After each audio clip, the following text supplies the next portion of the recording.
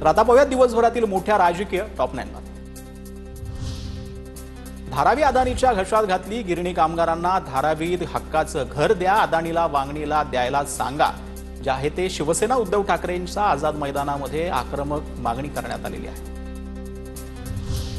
राज्यात गिरणी कामगार शिक्षकांचे प्रश्न सुटत नाही, सरकार नेमकं कुणाचे प्रश्न सोडवत आहेत, संजय राऊतांचा खोचक सवाल। दरम्यान गिरणी कामगारांना धारावी प्रकल्पामध्ये सामावून घेण्याची राऊतांची मागणी। भाजप खासदार निशिकांत दुबेंचा पुन्हा उद्धव ठाकरेंवर निशाणा, मालमत्ता खरेदीसाठी ठाकरेंच्या नेत्यांकडे पैसे कुठून येतात, काही मालमत्तांची यादी एक्सवरती पोस्ट करत दुबेंचा सवाल।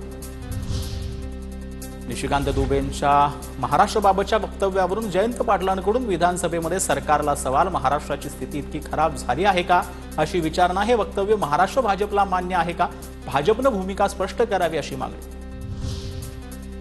एकनाथ शिंदेंकडून ठाकरेंच्या शिवसेनेचे आमदार सुनील प्रभू यांची भेट। सुनील प्रभूंच्या वडिलांचं काही दिवसांपूर्वी निधन झाल्यानंतर शिंदेंनी निवासस्थानी सांत्वनपर भेट दिली।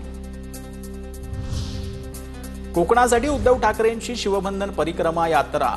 उद्धव ठाकरे ऑगस्ट महिन्यामध्ये कोकण दौऱ्यावरती, आगामी स्थानिक स्वराज्य संस्थांच्या निवडणुकांच्या पार्श्वभूमीवर संघटनात्मक बांधणीसाठी दौरा।